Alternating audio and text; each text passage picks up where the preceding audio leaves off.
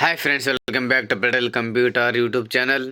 Friends, ಭಾರತೀಯ ರೈಲ್ವೆಯಲ್ಲಿ ಅಗತ್ಯವಿರುವ ಸೆಕ್ಷನ್ ಕಂಟ್ರೋಲರ್ ಹುದ್ದೆಗಳ ಭರ್ತಿಗೆ ಅರ್ಹ ಹಾಗೂ ಆಸಕ್ತ ಅಭ್ಯರ್ಥಿಗಳಿಂದ ಅರ್ಜಿಯನ್ನು ಆಹ್ವಾನಿಸಲಾಗಿದೆ. ಹುದ್ದೆಗಳ ಭರ್ತಿಗೆ ಸಂಬಂಧಿಸಿದಂತೆ ಹುದ್ದೆಗಳ ಸಂಖ್ಯೆ, ಕರ್ತವ್ಯ ಸ್ಥಳ, ಶೈಕ್ಷಣಿಕ ಅರ್ಹತೆ, ವೇತನ, ಆಯ್ಕೆ ವೇತನ ಹಾಗೂ ಇತರೆ ಸಂಬಂಧಪಟ್ಟಂತೆ ಈ ಒಂದು ವಿಡಿಯೋದಲ್ಲಿ ಮಾಹಿತಿಯನ್ನು ತಿಳಿಸ್ಕೊಡ್ತೇನೆ.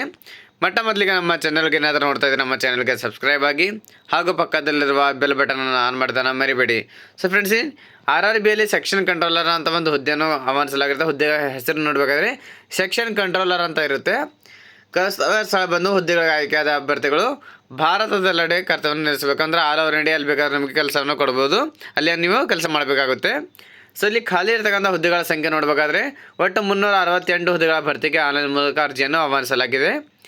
ನಿಗದಿಪಡಿಸಿರುವ ಶೈಕ್ಷಣಿಕ ಅರ್ಹತೆ ನೋಡಬೇಕಾದ್ರೆ ಮಾನ್ಯತೆ ಪಡೆದ ವಿದ್ಯಾಸಂಸ್ಥೆಯಿಂದ ಪದವಿ ವಿದ್ಯಾರ್ಥಿಯನ್ನು ಹೊಂದಿರಬೇಕು. ಅಂದರೆ ಯಾವುದೇ ಒಂದು ಪದವಿ ಅಂದರೆ BA, BCom, BSc, BBM ಯಾವುದೇ ಥರ ಒಂದು ಪದವಿಯನ್ನು ಕಂಪ್ಲೀಟ್ ಆಗಿರಬೇಕು. ಡಿಗ್ರಿ ಪಾಸ್ ಅಂತ ಅಭ್ಯರ್ಥಿಗಳು ಮಾತ್ರ ಇಲ್ಲಿ ಅರ್ಜಿಯನ್ನು ಸಲ್ಲಿಕೆ ಮಾಡ್ಬೋದು. ಸೊ ಇಲ್ಲಿ ವಯೋಮಾನ ನೋಡಬೇಕಾದ್ರೆ ದಿನಾಂಕ 1 ಜನವರಿ 2026 ಕನಿಷ್ಠ ವಯಸ್ಸು 20 ವರ್ಷವನ್ನು ಪೂರೈಸಿರಬೇಕು ಹಾಗೂ ಗರಿಷ್ಠ 33 ವರ್ಷ ಮೀರಿರಬಾರ್ದು ಅಂತ ಅಭ್ಯರ್ಥಿಗಳು ಮಾತ್ರ ಇಲ್ಲಿ ಅರ್ಜಿಯನ್ನು ಸಲ್ಲಿಸಬಹುದು. ಸೊ ಅದೇ ರೀತಿಯಾಗಿ ಇಲ್ಲಿ ವಯೋಮಿತಿ ಸಡಿಲಿಕೆ ಕೂಡ ಇಲ್ಲಿ ಕೊಟ್ಟಿರ್ತಾರೆ. SC ST ಅಭ್ಯರ್ಥಿಗಳಿಗೆ 5 ವರ್ಷ ವಯೋಮಿತಿ ಸಡಿಲಿಕೆ ಇರುತ್ತೆ. OBC ಅಭ್ಯರ್ಥಿಗಳಿಗೆ 3 ವರ್ಷ, PWD ಅಭ್ಯರ್ಥಿಗಳಿಗೆ 10 ವರ್ಷದಲ್ಲಿ ವಯೋಮಿತಿ ಸಡಿಲಿಕೆಯನ್ನು ಕೊಡಲಾಗಿರುತ್ತೆ. ಸೊ ಅದೇ ರೀತಿಯಾಗಿ ವೇತನ ಶ್ರೇಣಿ ನೋಡಬೇಕಾದ್ರೆ ಹುದ್ದೆಗಳಿಗೆ ಆಯ್ಕೆಯಾದ ಅಭ್ಯರ್ಥಿಗಳಿಗೆ ಮಾಸಿಕವಾಗಿ 35,400 ರೂಪಾಯಿ ವೇತನವನ್ನು ನೀಡಲಾಗುತ್ತದೆ.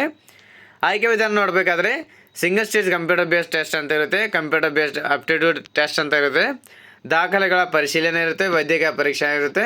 ಒಂದು 4 ಹಂತವಾಗಿ ಇಲ್ಲಿ ಆಯ್ಕೆ ವಿಧಾನವನ್ನು ಕೊಟ್ಟಿರ್ತಾರೆ.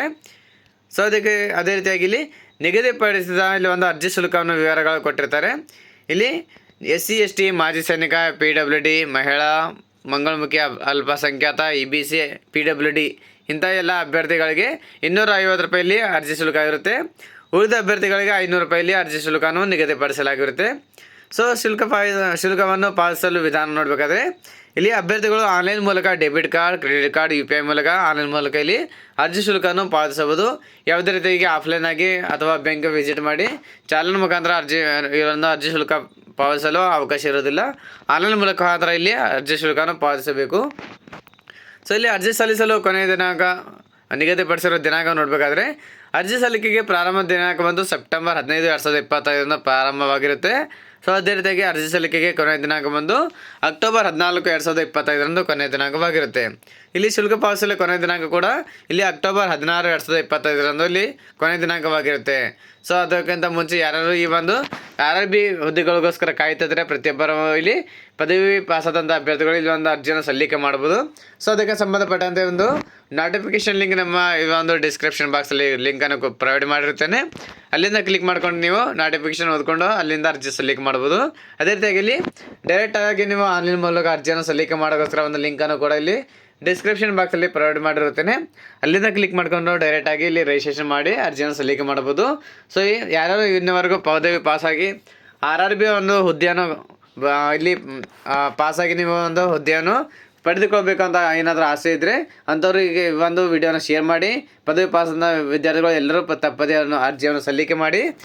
ವಿಡಿಯೋನ ಇಷ್ಟವಾದರೆ ಲೈಕ್ ಮಾಡಿ, ಶೇರ್ ಮಾಡಿ. ನಾನು ಮತ್ತೆ ಭೇಟಿ ಆಗ್ತೇನೆ ಮುಂದಿನ ವಿಡಿಯೋ ಜೊತೆಗೆ. ಅಲ್ಲಿವರೆಗೆ ನಮಸ್ಕಾರ, ಧನ್ಯವಾದಗಳು, ಶುಭ ದಿನ.